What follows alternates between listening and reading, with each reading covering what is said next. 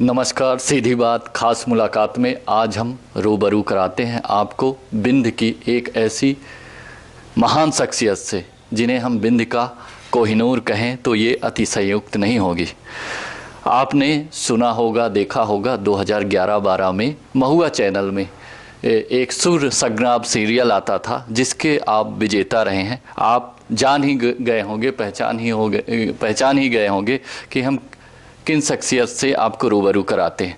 आज हम बिंद के कोहिनूर रघुवीर शरण श्रीवास्तव से आपको रूबरू कराते हैं और उनके जीवन के ऐसे कई अनछुए पहलू हैं जिनसे आपको रूबरू कराते हैं। सबसे पहले हमारे YouTube channel MP live news में आपका स्वागत है रघुवीर जी। बहुत बहुत स्वागत है आप सभी का। मुझे आप यहाँ आए और मुझे बहुत खुशी हो रही है आज आपसे बात करके। जैसा कि आपके बारे में बिंदवासी हों चाहे देश के लोग हों, जब सुर संग्राम एक रियलिटी शो आया महुआ चैनल में और आप वहाँ पे पार्टिसिपेट किया और विनर हुए, उसके बाद ही आपको पूरे देश के लोग जान गए, बिंद के लोग तो जान ही गए। तो आपकी शुरुआत संगीत के क्षेत्र में कैसे हुई और कहाँ से हुई, हमारे दर्शकों को बताइए। हम लोगों की प्रारंभिक शिक्षा जो है बनारस से हुई। वहीं पे हम लोगों ने सारी शिक्षा ग्रहण की। म्यूज़िक भी हम लोगों का वहीं से शुरू हुआ और वहाँ से ही हम लोगों की ये यात्रा शुरू हुई। तो आप जैसे आपने बताया कि BHU में आपने हिंदू विश्वविद्यालय से मैंने ग्रेजुएशन किया जी। और फिर मुझे 1995 में काशी गौरव का सम्मान मिला। पंडित किशन महाराज जी जो प्रसिद्ध तबला वादक थे, उनसे मुझे काशी गौरव का सम्मान मिला। और ऑल इंडिया कंपटीशन जयपुर में भी मैंने पार्टिसिपेट किया था, वहाँ भी मैं विनर रहा 2 बार। और उसके बाद तो सुर संग्राम और क्लोजअप भारत की शान, ये सब सारी चीज़ें हुई। लेकिन आपकी अभिरुचि संगीत में कहाँ से आई? कब लगा आपको कि मुझे गाना चाहिए, मैं बेहतर गा सकता हूँ? उसकी शुरुआत कहाँ से हुई ये बताइए हमारे दर्शकों। बचपन से ही हम लोगों की संगीत में और रुचि थी और परिवार से काफ़ी सपोर्ट था। हमारे नाना जी और हमारे पिताजी सबका बहुत सपोर्ट था और लगभग 7-8 साल की उम्र से ही हमने मतलब गाना शुरू किया था। जैसे हम महुआ के सुर संग्राम जो रियलिटी शो था उसमें आपने भाग लिया, तो कहाँ से उसकी पृष्ठभूमि कैसे बनी कि आप वहाँ तक का सब? बनारस में हम पढ़ाई करते थे, वहाँ की यूपी की लैंग्वेज है भोजपुरी और भोजपुरी वहाँ लोगों को बोलते सुनते और गाने वगैरह सुनता था, तो मेरा अचानक से भोजपुरी में इंटरेस्ट हुआ। और वैसे गाने को तो मैं सब गाता हूँ, हिंदी गज़लें गाता हूँ, भजन गाता हूँ, फिल्मी गीत गाता हूँ, लेकिन भोजपुरी में एक लगा कि इसमें मैं कोशिश करता हूँ तो काफ़ी सबका स्नेह मिला। तो मुझे जो है वो सुर संग्राम का ऐतिहासिक प्लेटफॉर्म मेरे लिए हुआ। क्या अनुभव रहा? जैसे रियलिटी शो होते हैं आजकल, कई चैनल हैं जिसमें रियलिटी शो होते रहते हैं, आपका व्यक्तिगत अनुभव कैसा रहा रियलिटी शो का? रियलिटी शो का अनुभव बहुत अच्छा था और वहाँ पे लगभग 53,000 लड़कों ने ऑडिशन दिया था पूरे यूपी बिहार से और वो 2-4 महीने का पूरा शो था। और रियलिटी शो के बाद ये है कि रियलिटी शो एक अच्छा प्लेटफॉर्म है, लोगों वो आपको मंच देता है, लेकिन उसके बाद आपको ही स्ट्रगल करना पड़ता है अपने आप को निखारने के लिए। और ये है कि थोड़ा सा लोग आपको जानने लगते हैं, आप लोगों के नज़र में आ जाते हैं, ये एक रियलिटी शो की ख़ास बात होती है। जैसे महुआ चैनल ने सुर संग्राम आयोजित किया, उसके आप विनर रहे, तो उसके बाद भी कुछ उन्होंने आपको यानी सपोर्ट किया या कोई प्रोजेक्ट दिया जिसमें आपने काम किया? ऐसा कोई प्रोजेक्ट उनकी तरफ से नहीं था और 1-2 बार उन्होंने बच्चों का एक रियलिटी शो बनाया था, उसमें मुझे एज ए गेस्ट के रूप में बुलाया था। बाकी किसी प्रकार का कोई सपोर्ट नहीं, ना कोई प्लेबैक सिंगिंग, क्योंकि देखिए रियलिटी शो में अगर रियलिटी शो में कोई क्यों जाना चाहेगा? या तो उसे पब्लिक का सपोर्ट इतना मिलेगा, लोग कहेंगे कि नहीं आपको जाना चाहिए, वो गया। अब उसके मन में लोगों को ये लगता है कि नहीं अगर हम विनर हैं तो हमको काम तो मिलेगा ही, या प्लेबैक सिंगिंग, हर व्यक्ति चाहता है कि मुझे कोई मुकाम मिले। तो इस तरीके से जो है होती हैं सारी चीज़ें। और मैं कुल मिला जुला के मुझे ऐसा लगता है, मैं ऐसा मानता हूँ कि रियलिटी शो में मुझे कोई खास सपोर्ट नहीं मिला बाद में। हाँ, ये ज़रूर हुआ कि पब्लिक का प्यार मुझे वहाँ मिला, वो आज तक मिलता आ रहा है, और यही मेरे लिए बहुत बड़ी खुशी की बात है। जैसे आपने रियलिटी शो में भाग लिया और देश के लोग आपको जानने लगे, उसका लाभ आपको अपने क्षेत्र में भी मिला होगा। जी बिल्कुल। तो बिल्कुल। यहाँ किस तरह का रिस्पांस था आपके क्षेत्र बिंद में? नहीं, विंध्यवासियों का और हमारे रीवा वासियों का पूरा सहयोग है, पूरा स्नेह है हमारे साथ। और आज भी मैं जो है यहाँ पर हूँ, अपना विद्यालय चलाता हूँ प्रभाश्री के नाम से, प्रभाश्री संगीत संस्थान के नाम से यहाँ विद्यालय है। और अब मेरी व्यक्तिगत इच्छा ये है कि यहाँ की जो प्रतिभाएं हैं हम उनके टैलेंट को सामने लाएं, और मैं ऐसे लोगों के लिए साथ में खड़ा हूँ कि मैं कुछ बेहतर कर पाऊँ अपने बिंद के लिए और अपनी इस बिंद के संगीत को बचाने के लिए। आपकी जो ललक है बिंदवासियों के लिए, बिंद क्षेत्र में कुछ करने के लिए, कि यहाँ की जो प्रतिभाएं हैं उनके लिए कुछ कर पाऊँ, उनके लिए कुछ प्लेटफॉर्म दे पाऊँ, तो कोई ऐसी प्लानिंग है भविष्य में, कोई योजना है कि यहाँ के लोगों के लिए, यहाँ की यूथ के लिए, यहाँ की प्रतिभाओं के लिए आप कुछ करना चाहेंगे? देखिए, मैं तो यही कहूँगा कि ये मेरे केवल व्यक्तिगत प्रयास से नहीं हो सकता। अब जैसे आप जैसे बुद्धिजीवी लोग और भी जो लोग मुझसे जुड़ रहे हैं धीरे धीरे, और भी लोग जो आ रहे हैं, उन्हीं के सहयोग से अपन एक काम ये कर सकते हैं कि उनके लिए क्या बेहतर से बेहतर हो सकता है। मैं तो केवल ये कर सकता हूँ व्यक्तिगत तौर पर कि मैं जैसे विद्यालय चलाता हूँ, मेरे यहाँ जो बच्चे टैलेंट निकल के आए, मैं उनके साथ पूरी मेहनत करूँ, उन्हें एल्बम में गवाऊँ और कुछ नया हो। अब अपन क्या कर सकते हैं ये अब तो बाद में ही पता लगेगा, करने से ही होगा। मैंने कभी कभी सुना भी है, देखा भी है कि दीपक तले, दिया तले अंधेरा होता है। कभी कभी बड़े सिंगर हो या बड़े एक्टर बहुत बड़ा नाम हो जाता है, लेकिन अगर उनके व्यक्तिगत जीवन में जाएं, अगर झांके, तो उनका जीवन एकदम उलट होता है, एक समान स्थिति नहीं रहती, उतार चढ़ाव उनके जीवन में आता है। आपने क्या महसूस किया एज ए सिंगर?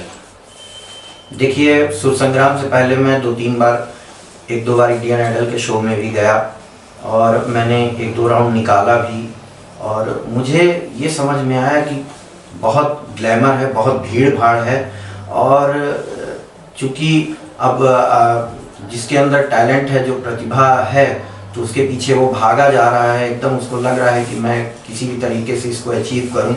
और मैं जब थर्ड राउंड में जब मेरा सिलेक्शन हो गया था, तो फिर अनु मलिक जी ने मुझे रिजेक्ट कर दिया था कि अभी आपकी आवाज़ गाने लायक नहीं है।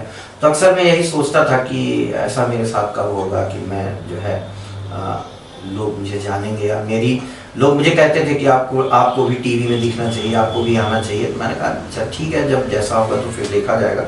लेकिन भोजपुरी रियलिटी शो से मुझे ये मौका मिला, और जो है बाकी आप लोगों का स्नेह मुझे मिला है। कोई एक ऐसा गाना जो हमेशा आपके जहन में गूंजता और हमारे दर्शकों को सुनाने, दो लाइन? बिल्कुल, मैं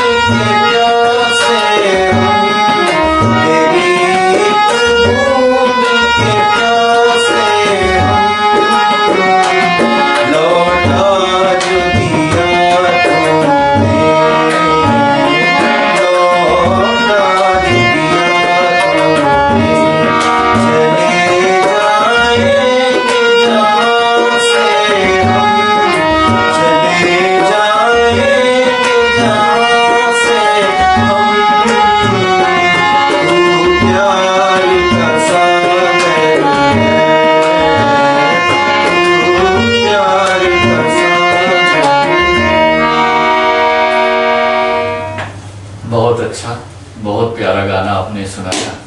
उसके मुखड़े को सुन के ही लगा कि लगातार हम लोग सुनते रहे।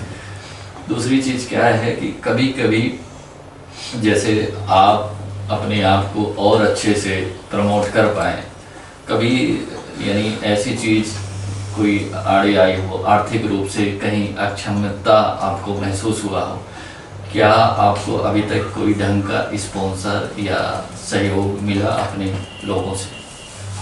अभी तक मैंने किसी से कोई सहयोग नहीं लिया व्यक्तिगत तौर पर, और किसी प्रकार की कोई स्पॉन्सरशिप नहीं है।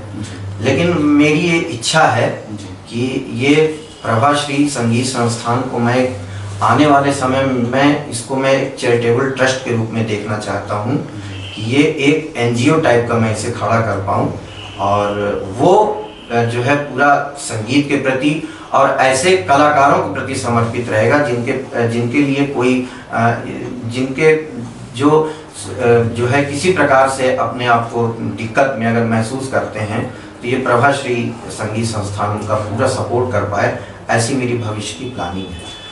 जैसे बघेली का बड़ा बोलबाला है वर्तमान में, कई लोग बघेली के लिए काम कर रहे हैं, आपकी क्या सोच है बघेली बोली को लेकर? आप भी कुछ करें? बिल्कुल, बघेली हमारे मतलब हमारी भाषा है, हमारी बोली है, और सबको इसके लिए आगे आना चाहिए।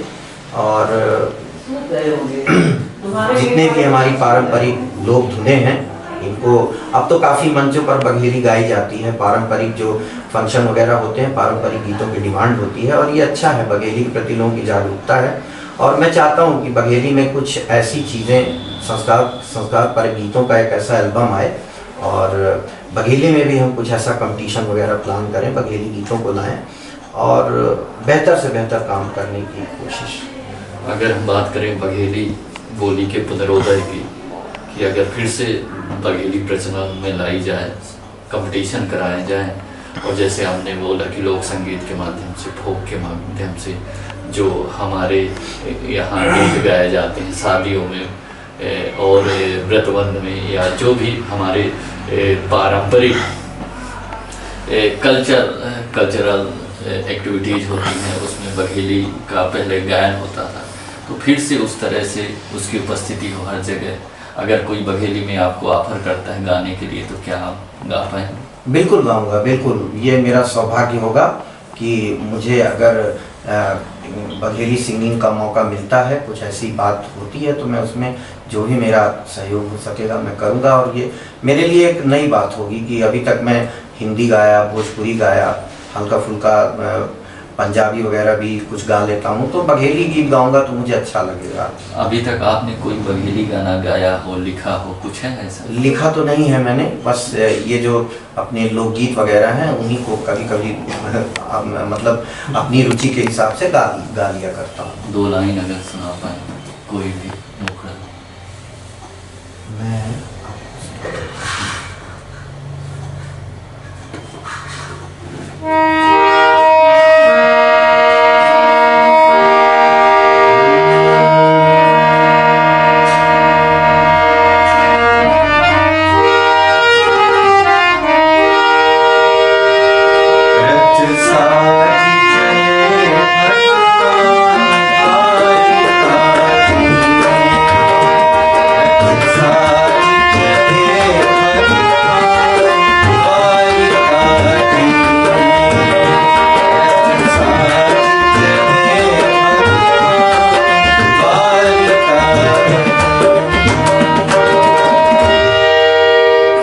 अच्छा, धन्यवाद, आपका आभार। अभी हमारी बात बिंद के गौरव, बिंद के कोहिनूर, सुर संग्राम के विजेता जो 2011-12 में महुआ चैनल द्वारा आयोजित किया गया था, उन विजेता रहे हैं आप। एक दूरदर्शन में रियलिटी शो आता था भारत किसान, उसमें भी आपने भाग लिया था और एक अच्छे मुकाम तक गए थे, और लगातार अपने प्रभाश्री संगीत विद्यालय के माध्यम से यहाँ की जो प्रतिभाएं हैं, यहाँ की जो कलाएं हैं, उनको निखारने का काम आपके द्वारा निरंतर किया जा रहा है।